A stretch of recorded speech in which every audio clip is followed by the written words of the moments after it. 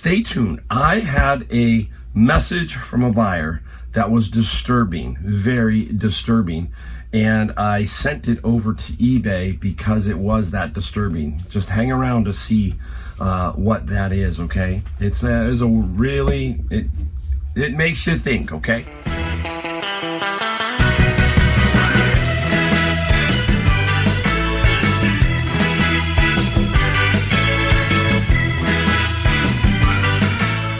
Hey everybody, Mike, the Golden State Picker, back in my garage. I'm back from North Carolina, and I caught something from one of my grandkids, or possibly from one of the many areas we went with them. We went to a lot of kids' things, these trampoline places, restaurant, you name it, we were doing it. And so who knows where I got it from, but more than likely one of those three gave it to me. My oldest granddaughter started school, so maybe she brought it back. So I'm a mess, but I'm gonna do these videos because I've got to do these videos to show you what I sold. And as a business person, this is probably one of the bummer parts of being a business person. Sometimes you gotta keep going even when you got a little bit of a cold or something. So I'm gonna forge on. I'm gonna show you what I sold. We're gonna talk about that stuff. Talk a little bit about what I'm thinking about doing in North Carolina, and stay tuned. I had a message from a buyer that was disturbing, very disturbing, and I sent it over to eBay because it was that disturbing. Just hang around to see what that is, okay? It makes you think, okay? All right, so anyhow, went to North Carolina, and the news is we're trying to buy a house there. Now, we're not going to sell our California home. We're going to keep our California home. We got a little lucky here. My daughter is one house. There's another house and then another house. And the one house is a one-story, which I really want if I'm going to have just a house to hang out with in North Carolina. The middle house was the mother-in-law lived in the other house, and she passed away. We had known that for a while, so now we're trying to work the deal out with them to see if we can purchase that house. So if I do, I'll let you know. That means I'll have a place that's right next to my daughter, one house in between. The grandkids can come over, take pressure off of them, come over, have dinner, all that kind of stuff. My wife can be there a little longer. I can pop in. We have a lot of other relatives who now can pop in. All that kind of stuff to help them out and us get to see our grandkids. And we can base camp there sometimes, travel up the East Coast a little bit easier by car. A lot of logistics have to be worked out, obviously. We hope it works out. We're going to try our best to make it work out because it's an ideal situation for us. So I'll let you know. I might be coming to North Carolina and have California. I'll have the East Coast and the West Coast. So I won't be the Golden State Picker. I can't be the North Carolina Picker because there's NC Picker, all those guys. I'll have to think about that. So we'll see. So anyhow, you hear that little, anyhow, here we go. Now, being on vacation, what I do is I put my store on vacation mode and I allow myself 3-day handling. That is my normal procedure, 3-day handling. I do ship probably within 1 to 2 days max. Most of the time, probably 90% of the time, 1 day. But when I'm on vacation, that 3-day handling gives me through the weekend. That's what I'm trying to do. I'm trying to get it so that I can get Friday and Saturday as a shipping day if I have a problem. Being sick, I might. I don't know. So I have to be careful. I'm going to get the oldest orders out. This is the oldest right here. These are going to go right now. I literally got off the airplane, and I'm going to do this video and show you this so that I can get this portion out, and it's the oldest portion basically. So that's how I do it, and it's great. I make a lot of sales. Now Amazon, a little different. Amazon FBA, you don't have to do anything if you're doing FBA. They take care of everything. It's great to watch Amazon work and watch your sales on Amazon, and you're realizing I don't have to ship anything. They're doing it all for me. So that's the great thing about Amazon FBA. So we'll let you know about all that stuff that's going on. Now, I got a message. This was one of the first items I sold, I think, day one when I left. And it was a home security system. And the lady said to me, hey, I live in Los Altos. So she lives really close to me. Los Altos is a high-end neighborhood here. It's Palo Alto, Stanford. And she wanted to pick it up. And I told her, hey, I'm not there. I can't make it happen. And she said, oh, okay, there's no problem. We'll just wait. And then I got a message, and this is the message I got from this person.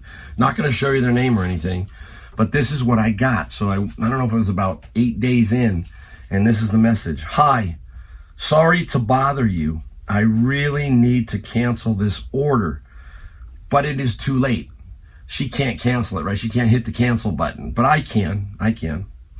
It's going to cause some really bad issues at home, and TBH, to be honest, I live in a very toxic home, and it's going to potentially cause me to get hurt if my partner sees that I bought this item. I really do not mean this lightly. Please, will you cancel it? I'm so sorry. Please, he will kill me. So I'll put it up there so you can see it. Yeah, that's something you got to take serious. So I flipped that over to eBay because I want to make sure somebody sees this here, because this is a serious situation. I don't know if this person's faking this just to cancel, but I don't think anybody would write this if it wasn't some truth in there. Maybe they exaggerated a little bit, but when somebody says, please, he will kill me. Okay. Oh, wow. That's crazy, right? That's crazy. So I found a way to get it to eBay. Haven't heard anything else because eBay doesn't really communicate with anybody. All right. So I don't know. Tell me if I should have sent this to the police department.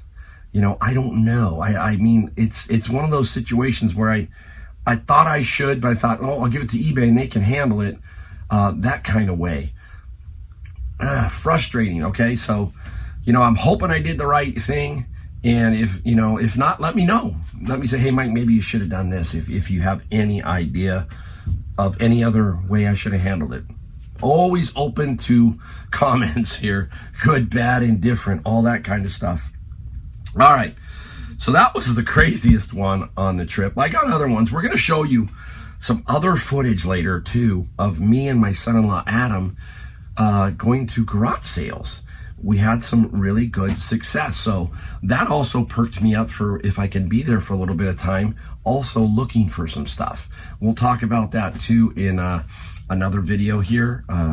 We got a lot. It's jam-packed. So I got a lot of stuff I got to show you. So here we go. Let's get going. All right. Now, I got this out of Savers, okay? Now, this was, I think, $8 or $9. It's Tone Core or Line 6, and it says Uber Metal. What is it? Yuck. That is it. It is a foot pedal for a guitar. Doesn't have the power cord. No big deal. You can pick those up anywhere. Excellent looking condition. This one will give you a certain sound effect on a guitar. There are hundreds of pedals that make the guitar sound differently. I have one up here for when I play the guitar sometimes. I don't play a lot. It's a multifaceted one, and I can just dial many different ways. But these, they like to pedal board them. They like to stick. If you watch a concert, you may see 8 or 10 of these pedals, and that guitar player knows exactly what sound he's looking for that particular song. So the Line 6 sold for $60 plus $13 shipping. So nice little find and a decent flip. Wish I had the power supply, but I don't. Let's go into some books because I'm going to have to make some room here. But anyhow, up next, out of my bin of books, this is Wild Cards, okay? And edited by George Martin, so it's edited by him. But this is a good little series. It doesn't sell for a ton, a whole bunch of money. No, I shouldn't say that. It doesn't. It can't. Oh my gosh, my head's swimming. $50 plus $9 shipping. This is a series that can sell for some decent money. If you can get them all, you can get a lot of money. So there you go. So Wild Card. Science fiction paperbacks do well. You're going to see me talk about that in another video. So science fiction paperback. Hardbacks do well if there's some unique first editions. But in lots, it seems to be mostly the paperbacks. We're going to have to make some room around here. Well, we'll stay with books. It's right in front of me. This is a manga series, Vagabond. Now, it's out of sorts. It's 10, 12, 20, and 17. Doesn't mean they're not going to sell for good money. This particular series, they really want that number 20. But I wasn't going to separate it out. I was going to sell it as a lot. And the Vagabond one sold for $70 plus $11 shipping. So that was a really solid find. Really solid. You hear me talk about my bins. I'm going to go back and start looking for books again.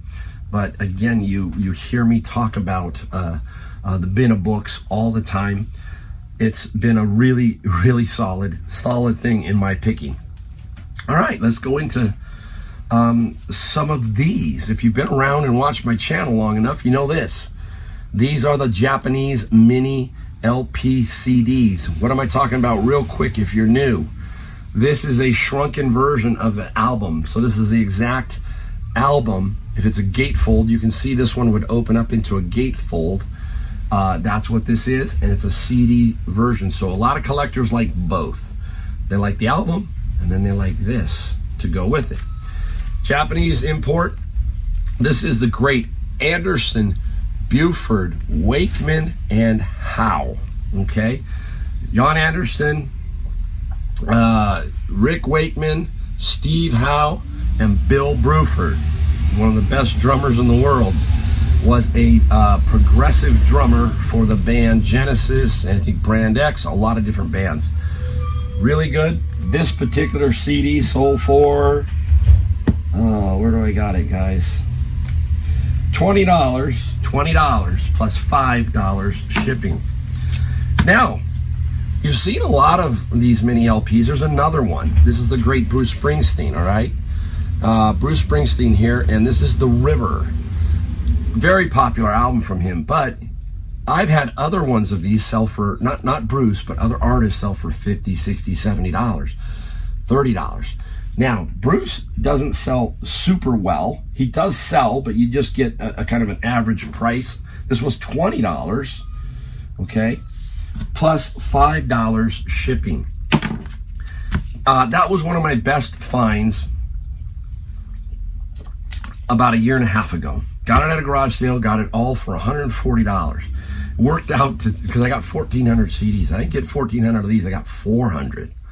Worked out to 10 cents a CD. So that was a really super garage sale find. We forge on. Let's go into my friend's locker. If you've watched also long enough, you saw that I bought a picker friend's locker. There's all kinds of stuff in there. This here is Coat Hanger Capers by Ben D. Stone. There was some magic stuff in there. And this is magic with coat hangers, okay? A good find. There's about 20 pieces of this type stuff. And the caper one, coat hanger caper, sold for $20 plus $8 shipping. So super nice find on the coat hangers. I've got other ones that have sold for $29. And what did I say? If I could do $20 average on every item I sold out of my friend's locker, it would be nearly $20,000. And I paid what? $2,800. So that's right on. I'm almost getting close to 7,000 in total sales now on that locker. Now, this came out of my bin of books. Diablo. It's like a box set, okay? You'll see it. Now, when I first saw it, I go, oh, maybe it's brand new. Only 2 of them are brand new, okay? There's the book, there's a DVD, and then there's an interesting piece in here I want to show you. Thought if I don't drop it, I don't want to do that. You can see it, okay? What is it? It is a USB drive, just decorated differently. Very interesting. We were able to look on the USB drive, and the games are on there, so that's really cool. So this, if it was sealed, was $200. Everything was sealed. Not. So Diablo sold for $40 plus $20 shipping. Can't complain. Good money out of the bin of books. What else can I say, right? So pretty darn nice. Let's stay with my friend's locker. In there was this. I'll try to take it out and put it back because I want to show you the doll. There it is, Mary Poppins, a vintage one. I think it's from, let's see where it's from on here. It is Swidlin. Where does it say? Brooklyn, made in Japan. This one's made in Japan. So this is a Mary Poppins with some outfit stuff, okay? Some clothing. And the Mary Poppins sold for $36 plus $13 shipping. I had another one too. I believe it was from, it was not a Japanese one. It was a different one. That one sold for $50, I think, and it didn't have all the clothing that I had on this one. Something like that. Okay, this one here came out of a bin of books. This is Ghost, and it is a DC Ghost comic book. And I had a big lot of comic books. So I had to take out what I thought was worth something. And Ghost here, it sold for $20 plus $6 shipping. So I made a good amount on just the comics out of that particular bin. It's been around a little while, but eventually, I tell you guys, eventually everything will sell. That's kind of the way I feel about it. If you can get it priced right, everything eventually will sell. Now, most of the people who gave me, because when you're on vacation, you're still going to get people who aren't paying attention to what eBay says to them. It says, hey, he's away, expect a delay. Also, I send that email and it notifies them that way, but people don't pay attention. So they always are texting you saying, hey, when's my order going to ship? And then I talk to them. So these ones were purchased a little bit earlier, and they're getting itchy. So I make sure that these go out first. These are textbooks. School is starting. This is linear algebra and its applications. That is also from the bin of books. And linear sold for $25 plus $8 shipping. So $8 there. Here's another one, all out of the bin of books. Geometry. My friend and I, Tyler, whenever we see this one, we know it's restricted. Why didn't I sell it on eBay at both or Amazon? Restricted. So this one's restricted. We know we're going to get $25 to $30 on this one every time we find it. And we did. We got $25. I did. $25 plus $7 shipping. So what's that, guys? It was like $45, half a bin on just 2 books, right? Half a bin. Throw in the comic book, we're getting closer. All right. This was a saver's find. Now, I sell these. I need some help. I want people to talk to me about this. But here we go. Now, what is it? Boom. I'm going to hold it up for you. Now what is, now what is it? It closes. Now what is it? They are hearing aids, okay? And this is by the company Resound, Resound, and this is a GN. Now, some people have said they're locked. They can be locked, prescription only. I've heard everything, right? I've heard a lot of everything. And basically, I have sold them and not had a problem. This pair here sold for $300 plus $13 shipping, okay? I've gotten comments, I've gotten emails, stuff like that say, hey, sometimes they're bought at Costco and they put a code and then you're blocked if you try to, I don't know. So I have not had an issue, okay? Not one. So we'll see if it plays out. My friend's bin again, my friend, I'm so used to the bins. My friend's storage locker, we got like 7 of these little packs. They were sealed. Marvel 500, some little characters. And the Marvel 500s, $27 plus free shipping. So again, $20. 1,000 items, because that's about what I had out of there, times 20 is $20,000 on that particular locker. Talking the locker again, here we go. Canon, 126 cartridge. It hung around a little bit. It's brand new, obviously. And this ink cartridge finally sold for $64 plus $12 shipping. So that's out of the bin of locker. Any of these toner guys, Canon and Epson, Canon on the inkjet are real solid. Some of the Canon toners and the Epson toners are really good. So keep your eye, and the brothers. Don't forget some of the brothers. There's a variety, but Brother and I think Canon sell the best when it comes to toner cartridges. Ink cartridges is pretty much, to me, is Canon. Okay, so they're the Pixma colors. So keep that in mind. All right, now out of my garage sale from a year ago, I got a bunch of beer tap handles, and I've sold several. I had 4 Jimmy Buffett Landshark ones, and those sold for like $40 each. Now I've got some singles, and I lot some up and I do some singles. This is Brother Thelonious, okay? Belgian style Abbey Ale. $15 plus $11 shipping on that one. It just keeps adding up.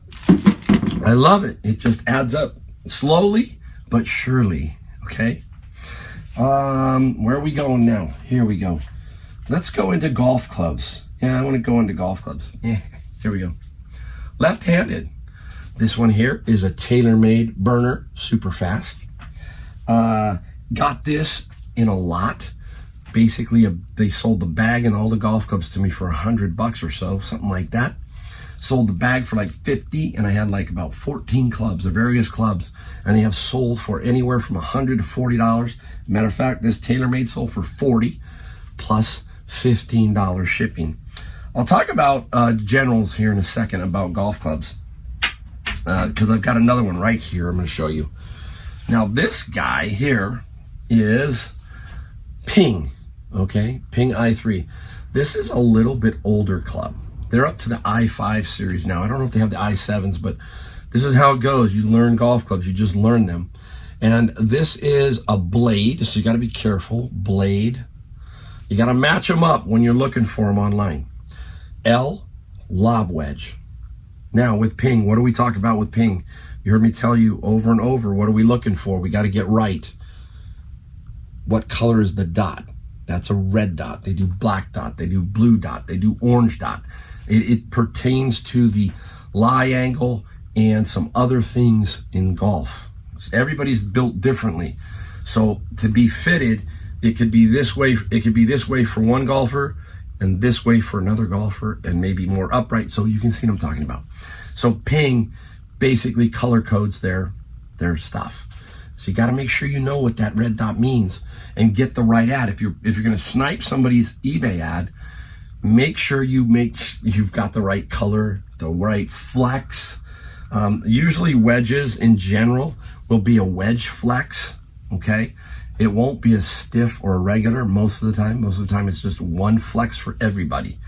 The longer the club, the more whip, okay? The shorter the club, it's harder for everybody to basically flex that shaft. So keep that in mind. Basics there.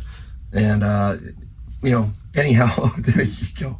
The Ping lob wedge, $28 plus $13 shipping. Only got a couple left. Breezing through the video. I'm glad, because I'm about to die with this voice. Here we go. Garage sale item from a while back, didn't sell right away. 2 Craftsman drawer liner rolls. I bought them for $2 each at the garage sale, and one buyer came in and bought them. They were $30 each with free shipping, so $60 plus free shipping. So 4 into, let's say, 45. 10 times your money after you take fees away and all that. 10 times your money every single time. That's what we do as resellers. We love stuff like that. It's like, how can you take $4, go try and take $4 and see if you can get it to 45 simply. You can't. Not in the stock market or anything. Some of the stock markets, it's like gambling, right? Here, you are solid. So that's why I love reselling. We can have some of the highest margins in the retail space, more so than anybody. Okay, we got one more to go. Got this one just before I left. And there it is. It is Department 56. And what is the name on it again? It is the Halloween Victorian House. Missing a piece here, here, There's a tree, there's a couple things that are wrong with it, but I noted that it does light up, it does work. That's cool. So the battery compartment's nice, love it. Again, even in this condition without the box, I got $100 plus $33 shipping. 33 shipping. So people say, oh, you can't find things at Goodwill. That's a lot of truth to that. It's very difficult. But they miss some stuff, and you just got to be up here alert to what is potentially going to make you the money. That one was an easy one for me. Departments 56, not all of them, but Halloween is a really, really hot category all year long. So that is, I think, round one. That's round one. We'll do some more videos in a little bit. Got my Wilmington shirt on, so all of you from Wilmington, we got that downtown Wilmington. We went down and we saw a doctor's plantation home in downtown Wilmington. Very interesting home. I can't remember his name. It was either Beaumont or Billings or something. I completely forgot his name. But even the grandkids went through. They behaved. They didn't knock everything over. And it was very interesting to see how people were living back then. It was rough. You think we have it tough, guys. They had it really bad, okay? Love the Wilmington area. I love that old history, all that kind of stuff. So if I live in North Carolina part-time, I'm going to do some exploring. And I'm going to be traveling maybe up and down that eastern seaboard to check it out, because that's what I want to do. Here's my personal opinion, folks. I want to spend my time here in the good US of A. I do want to go to Europe. I want to see England, France, and Ireland. I want to see those. Nothing wrong. But I want to spend my years exploring the greatest country in the world, the United States of America. I want to see my history. And almost all my history seems to be over there in the East Coast. And it's pretty cool. So I've seen a lot in the West. I want to go see the East. So I'll let you know what's happening with the house in North Carolina. And we're going to do more videos. Stick around. You'll see a video in the future here of me and my son-in-law, Adam, doing garage sales too. All right, guys. Hey, thanks for watching. And I'll see you in my next video.